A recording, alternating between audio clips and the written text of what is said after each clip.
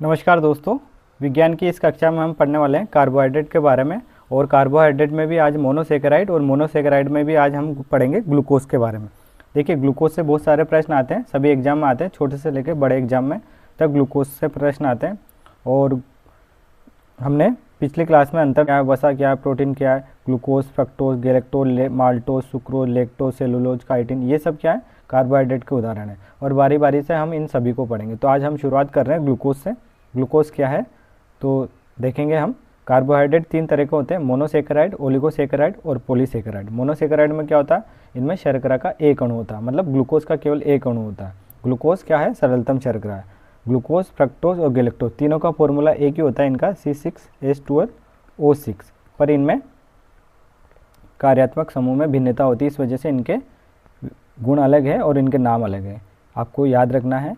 उसके अलावा देखना, ओलिगोसेकेराइड क्या है, इनमें शर्करा के 2 से लेकर 9 अणु तक होते हैं, जबकि पॉलीसेकेराइड में शर्करा के 10 से लेकर हजारों अणु तक होते हैं। अब आज शुरू करते हैं हम ग्लूकोज। ग्लूकोज क्या है, कार्बोहाइड्रेट है या फिर मोनोसेकेराइड है, आपको ये ध्यान रखना। देख लीजिए ग्लूकोज के बारे में, ये सारे पॉइंट लिखे हुए हैं और यहीं से प्रश्न आता है। तो ग्लूकोज क्या है, एक सरलतम शर्करा, सरलतम शर्करा है, यानी मोनोसेकेराइड है। मोनोसेकेराइड है। सरलतम शर्करा में और साधारण शर्करा में अंतर है, आप कंफ्यूज मत हो जाना। साधारण शुगर का नाम क्या है, सुक्रोज है। सुक्रोज क्या है, एक डाइसेकेराइड है, जबकि ग्लूकोज क्या है, सरलतम शर्करा है और एक मोनोसेकेराइड है। इसका फॉर्मूला क्या होता है, C6H12O6, यानी ये हेक्सोस शुगर है, हेक्सोस शुगर है। इसी को अंगूर की शर्करा कहते हैं। अंगूर में क्या पाया जाता है, ग्लूकोज पाया जाता है। अगर आपको जल्दी से ग्लूको या एनर्जी चाहिए तो आपको क्या खाना चाहिए, अंगूर के फल खाना चाहिए।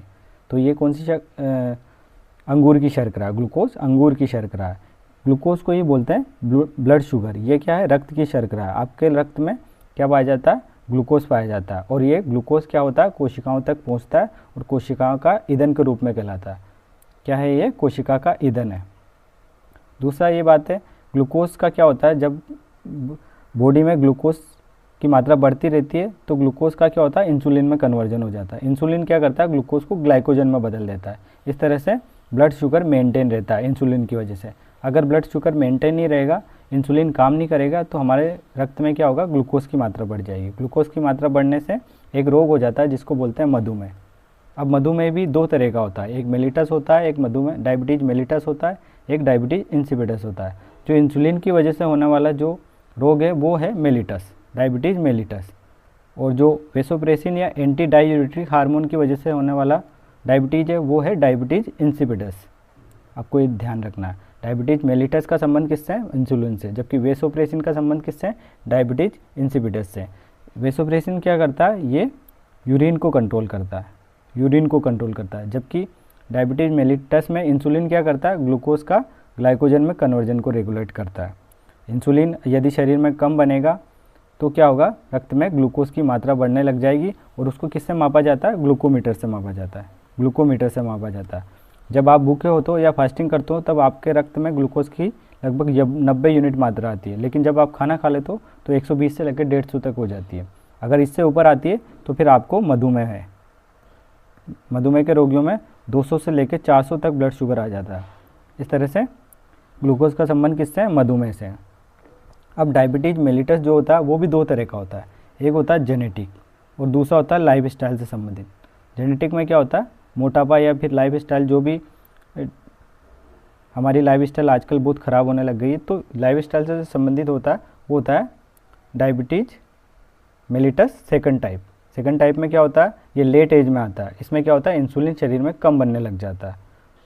जबकि डायबिटीज मेलिटस टाइप फर्स्ट में क्या होता है, इंसुलिन होते ही नहीं है, बनते ही नहीं है कभी शरीर में, बचपन से ही नहीं बनता है, या फिर कुछ प्रॉब्लम होती है, जेनेटिक प्रॉब्लम होती है, उस वजह से या तो अग्नाशय काम नहीं करता है या फिर बीटा कोशिकाओं में कुछ प्रॉब्लम होती है। इंसुलिन कौन बनाता है, अग्नाशय की बीटा कोशिकाएं। अगर अग्नाशय ही नहीं हो या बीटा कोशिकाओं में कुछ डिफेक्ट हो तो इंसुलिन बनते ही नहीं है बचपन से। तो इन बच्चों को किया जाता है, इंसुलिन के इंजेक्शन लगाए जाते हैं। तो इंजेक्शन लगाने वाला बचपन से छोटे बच्चों को वो कौन सा है, डायबिटीज मेलिटस टाइप फर्स्ट। जबकि लेट एज में या 40 के बाद होने वाला डायबिटीज़ कौन सा है, जो लाइफस्टाइल से जुड़ा हुआ है, वो डायबिटीज़ मेलिटस सेकंड। ठीक है, इस तरह से हमने ये सब देखा। इसके बाद ग्लूकोज क्या है, एक अपचायक शर्करा भी, आपको ये ध्यान रखना है, अपचायक शर्करा है। और जब अस्पतालों में जो ग्लूकोज की बोतल चढ़ाई जाती है उस पर लिखा होता है डेक्सट्रोज एनएस, मतलब डेक्सट्रोज नॉर्मल सेलाइन सॉल्यूशन। ठीक है, तो ग्लूकोज का एक और नाम क्या है, डेक्सट्रोज भी कहते हैं इसको। इस तरह से हमने ग्लूकोज के बारे में सारे आयाम पढ़ लिए हैं। अब हम देखते हैं इससे संबंधित कुछ प्रश्न कर लेते हैं। तो आइए प्रश्न करते हैं। तो आप बताइए, इंस्टेंट एनर्जी के लिए आपको कौन सा फल खाना चाहिए? कौन सा फल खाना चाहिए? ग्लूकोज किस में होता है? अंगूर में होता है, तो इसको अंगूर शर्करा कहते हैं। तो आप अंगूर के फल खाइए या फिर आप जाके बोतल चढ़ाइए, बात बराबर है। तो आपको अंगूर खा लेना चाहिए। दूसरा, रक्त की शर्करा किसे कहते हैं? रक्त की शर्करा क्या है? ग्लूकोज है। ग्लूकोज क्या है? मोनोसेकेराइड है। तो रक्त की शर्करा कौन सी हो जाएगी इसमें? मोनोसेकेराइड। इंसुलिन का संबंध किससे है? इंसुलिन का संबंध ग्लूकोज से है। इंसुलिन क्या करता है? ग्लूकोज को ग्लाइकोजन में कन्वर्ट करता है। हम आगे पढ़ेंगे ग्लाइकोजन क्या है? पॉलीसेकेराइड है या फिर जैव बहुलक है। पॉलीसेकेराइड बहुलक है। अगला प्रश्न देखते हैं, ग्लूकोज के बारे में कौन सा कथन सत्य है? ये कोशिका का ईंधन है, बिल्कुल सही बात है। ग्लूकोज क्या है? कोशिका का ईंधन है। ये एक अपचायक शर्करा है, बिल्कुल सही बात है। इसकी सर्वाधिक मात्रा में पाए जाने वाला स्वरूप है डी ग्लूकोज। ग्लूकोज के दो आइसोमर होते हैं, एक डी और एक केल। जो सबसे ज़्यादा प्राकृतिक रूप से पाया जाता है वो डी वाला फॉर्म है, ये आपको याद रखना है। तो इस तरह से इस प्रश्न का आंसर होगा उपरोक्त सभी। मोटापा या लेट एज में होने वाली डायबिटीज़ कौन सी है? मोटापा या लेट एज में होने वाली डायबिटीज़ कौन सी है? Diabetes mellitus type second. Diabetes mellitus type second. Diabetes mellitus type first क्या है? ये बच्चों में हो जाती है, ये जेनेटिक होती है। जबकि डायबिटीज़ इंसिपिडस किससे संबंधित होती है? वेसोप्रेसिन या एंटी डायूरेटिक हार्मोन से। वेसोप्रेसिन या एडीएच, जो क्या करता है? यूरिन को कंट्रोल करता है। इस तरह से हमने कुछ प्रश्न भी देखे और ग्लूकोज के बारे में देखा। इस तरह से हम बारी बारी से सारे कार्बोहाइड्रेट पढ़ेंगे और उनसे संबंधित प्रश्नों को करेंगे। यहाँ से बहुत अच्छे प्रश्न बनते हैं। अगर आपको वीडियो अच्छा लगा तो आप वीडियो को लाइक करना, चैनल को सब्सक्राइब करना और अपने दोस्तों तक वीडियो को शेयर करना। Okay, thank you so much.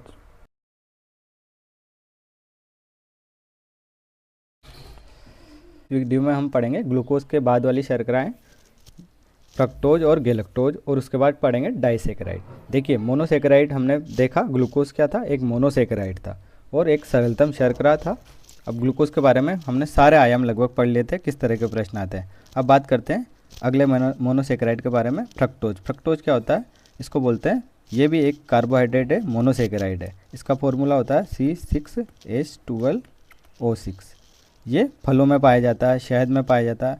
अगर आपसे पूछे सबसे मीठी प्राकृतिक शर्करा क्या है तो वो होगा फ्रक्टोज। गैलेक्टोज क्या है? गैलेक्टोज दूध में पाया जाता है। तो ग्लूकोज, फ्रक्टोज और गैलेक्टोज तीनों क्या है?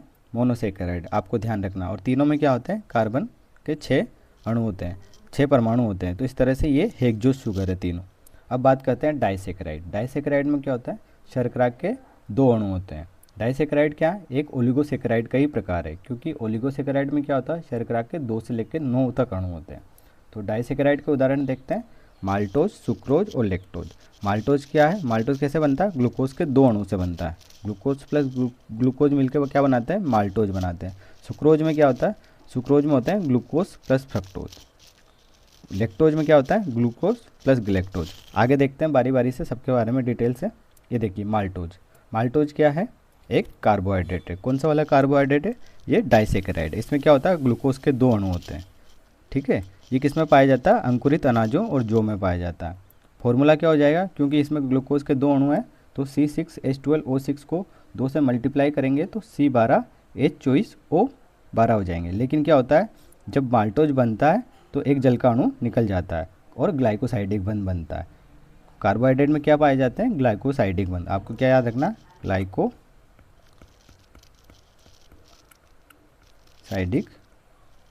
बंध। ठीक है, और माल्टोज क्या है? एक अपचायक शर्करा। आपको ये भी ध्यान रखना है। तो माल्टोज के बारे में हमने सब देखा। कार्बोहाइड्रेट है, डाइसेकेराइड है, ग्लूकोज के 2 अणु मिलकर बनाते हैं और अंकुरित अनाजों और जौ में पाया जाता है। ग्लाइकोसाइडिक बंध बनता है तो क्या होता है? जल का एक अणु निकल जाता है और C12H22O11 इसका फॉर्मूला बनता है और ये एक अपचायक शर्करा है। इससे बाहर कोई प्रश्न नहीं आएगा आपको। तो माल्टोज के बारे में आपको ये ध्यान रखना है। अब बात करते हैं माल्टोज के बाद सुक्रोज की। सुक्रोज में क्या होता है? सुक्रोज हमने देखा था, सुक्रोज ग्लूकोज प्लस फ्रक्टोज से मिलकर बना होता है। ग्लूकोज का फॉर्मूला भी C6H12O6 होता है, फ्रक्टोज का फॉर्मूला भी C6H12O6 होता है। दोनों क्या है, ये दोनों मोनोसेकेराइड है। सुक्रोज क्या हो जाएगा, डाइसेकेराइड हो जाता है, क्योंकि इसमें ग्लूकोज और फ्रक्टोज एक एक करके 2 अणु होते हैं, तो क्या होता है, ये डाइसेकेराइड हो जाएगा। डाइसेकेराइड क्या होते हैं, किसका प्रकार है, ओलिगोसेकेराइड का। ओलिगोसेकेराइड में क्या होते हैं, शर्करा के 2 से लेकर 9 अणु होते हैं। तो इस तरह से सुक्रोज क्या है, एक डाइसेकेराइड है। कौन सा कार्बोहाइड्रेट है, डाइसेकेराइड। इसकी जगह आपसे पूछ ले कि ऑप्शन में ओलिगोसेकेराइड हो, तो सुक्रोज क्या है, एक ओलिगोसेकेराइड है। सुक्रोज क्या है, एक कार्बोहाइड्रेट है, डाइसेकेराइड है और ओलिगोसेकेराइड है। इसके बाद इसका फॉर्मूला भी C12H22O11 हो जाएगा, क्योंकि ये भी ग्लूकोज और फ्रक्टोज से मिलकर बनता है, 2 अणु से मिलकर बनता है, और जल का एक अणु निकल जाता है और ग्लाइकोसाइडिक बंध बनता है। सुक्रोज क्या है, अनअपचायक शर्करा। आपको ये ध्यान रखना, पूरे शर्कराओं में हम सिर्फ इसी को पढ़ेंगे कि ये अनअपचायक शर्करा, और यहाँ से प्रश्न आता है सुक्रोज अनअपचायक शर्करा है, आपको ये ध्यान रखना है। उसके बाद सुक्रोज क्या है, साधारण शर्करा है। सुक्रोज को क्या कहा जाता है, साधारण शर्करा। जो हमारे घर में शक्कर होती है ना, वो सुक्रोज ही होती है। ये जल में घुलनशील होती है। शक्कर गुड़ों में क्या होता है, शक्कर और गुड़ में क्या होता है, सुक्रोज होता है। इसी को टेबल शुगर कहते हैं। तो ये सुक्रोज से रिलेटेड सारे आयाम हमने देखे, आपको ये ध्यान रखना है। उसके बाद पढ़ते हैं लैक्टोज। लैक्टोज क्या है, लैक्टोज भी एक कार्बोहाइड्रेट है। कौन सा वाला, डाइसेकेराइड, यानी ओलिगोसेकेराइड ही है। ये किसमें पाई जाती है, दूध की शर्करा है। ये ग्लूकोज और गैलेक्टोज से मिलकर बनी होती है। इसका फॉर्मूला भी वही हो जाएगा, C12H22O11, ठीक है। और ये कौन सी शर्करा है, अपचायक शर्करा। तो माल्टोज, सुक्रोज और लैक्टोज 3 डाइसेकेराइड हमने पढ़े। इनमें से 2 क्या है, अपचायक है। कौन कौन से, लैक्टोज और माल्टोज। बाकी सुक्रोज क्या है, अनअपचायक शर्करा, आपको ध्यान रखनी है। अब इससे संबंधित प्रश्न देख लेते हैं। बताइए, अपचायक शर्करा नहीं है, कौन सी नहीं है इनमें से। हमने देखा सुक्रोज ही केवल ऐसी शर्करा है जो अनअपचायक है, अनअपचायक है। बाकी ये तीनों क्या है, अपचायक शर्करा है। उसके बाद देखते हैं कौन सा ओलिगोसेकेराइड है। ओलिगोसेकेराइड क्या होता है, जिनमें शर्करा के 2 से लेकर 9 अणु होते हैं। कौन सा है, माल्टोज तो डाइसेकेराइड है, सुक्रोज क्या है, डाइसेकेराइड है, लैक्टोज क्या है, डाइसेकेराइड, और डाइसेकेराइड क्या होता है, ओलिगोसेकेराइड। इसका मतलब आंसर क्या होगा, सभी। साधारण शर्करा क्या है। अब साधारण शर्करा और सरलतम शर्करा का मैंने बताया था। सुक्रोज को क्या कहा जाता है, हमारे घर में जो पाई जाती है शक्कर, उसको क्या कहा जाता है, साधारण शर्करा या टेबल शुगर कहा जाता है। तो सुक्रोज क्या है, एक साधारण शर्करा है, जबकि ग्लूकोज क्या है, एक सिंपल या सरलतम शर्करा है, सरलतम। इस तरह से हमने सारे डाइसेकेराइड पढ़े। अगर आपको वीडियो अच्छा लगा तो प्लीज़ चैनल को सब्सक्राइब कीजिएगा। आपका सब्सक्रिप्शन हमें मोटिवेट करता है, और वीडियो को ज़रूर लाइक कीजिएगा और अपने दोस्तों तक शेयर कीजिएगा। ओके, हमने मोनोसेकेराइड पढ़े, ओलिगोसेकेराइड या डाइसेकेराइड पढ़े। अब हम पढ़ेंगे पॉलीसेकेराइड। देखिए, पॉलीसेकेराइड क्या है, कार्बोहाइड्रेट है। कार्बोहाइड्रेट किसके बने होते हैं, कार्बन, हाइड्रोजन और ऑक्सीजन के बने होते हैं। पॉलीसेकेराइड में क्या होते हैं, शर्करा के 10 से लेकर हज़ारों अणु होते हैं, 10 से लेकर हज़ारों अणु होते हैं। ये जैव बहुलक होते हैं, ठीक है, आपको ध्यान रखना है। पॉलीसेकेराइड क्या होते हैं, जैव बहुलक होते हैं। इनमें ग्लूकोज या शर्करा के कई अणु होते हैं, 10 से लेकर हज़ारों अणु होते हैं। अब पॉलीसेकेराइड के 4 उदाहरण हैं, काइटिन, सेलुलोज, स्टार्च और ग्लाइकोजन। यहीं से प्रश्न आते हैं, इनके बारे में हम डिटेल से देखते हैं। देखिए, काइटिन और सेलुलोज को हम संरचनात्मक पॉलीसेकेराइड कह सकते हैं, और स्टार्च और ग्लाइकोजन को हम क्या कहेंगे, ये भोजन संग्रह में काम आते हैं। जंतुओं में भोजन का संग्रह किस रूप में होता है, ग्लाइकोजन के रूप में, ग्लाइकोजन के रूप में। इंसुलिन क्या करता है, ब्लड शुगर को, जो ग्लूकोज होती है उसको ग्लाइकोजन में बदलता रहता है, इसलिए ब्लड में शुगर का लेवल मेंटेन होता रहता है। तो हमारे अंदर जंतुओं में भोजन का संग्रह किस रूप में होता है, ग्लाइकोजन के रूप में, आपको ये ध्यान रखना। और ग्लाइकोजन क्या है, एक पॉलीसेकेराइड है, एक कार्बोहाइड्रेट है। उसके बाद स्टार्च देखते हैं। पादपों में भोजन का संग्रह किस रूप में होता है, स्टार्च के रूप में। स्टार्च क्या काम आता है, कपड़ों पर फलक लगाया जाता है। जो कपड़े होते हैं, सूती कपड़े या कॉटन के कपड़े होते हैं, उन पर जो फलक लगाया जाता है जिसकी वजह से वो सख्त हो जाते हैं, वो क्या होता है, वो स्टार्च होता है, वो मंड होता है। स्टार्च को क्या कहते हैं, मंड भी कहते हैं। ये एक फीकी शर्करा है, आपको ये भी ध्यान रखना। आलू, चावल, मक्का से मक्का में ये मिलता है, ठीक है। उसके बाद पढ़ते हैं सेलुलोज। सेलुलोज क्या है, ग्लूकोज का बहुलक है। कई सारे ग्लूकोज का अणु मिलकर क्या बनाते हैं, सेलुलोज बनाते हैं, या इसको जैव बहुलक कह सकते हैं।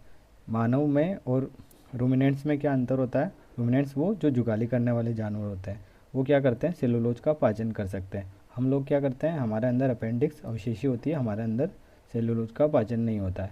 इस वजह से हम कागज़ या चारा नहीं खा सकते हैं, हमारे अंदर पचता नहीं है। जबकि गाय भैंसों को हम देखते हैं वो कागज़ खा लेती है, तो उनके अंदर क्या होता है, सेलुलोज का पाचन हो जाता है। सेलुलोज क्या है, एक पॉलीसेकेराइड है और एक कार्बोहाइड्रेट है।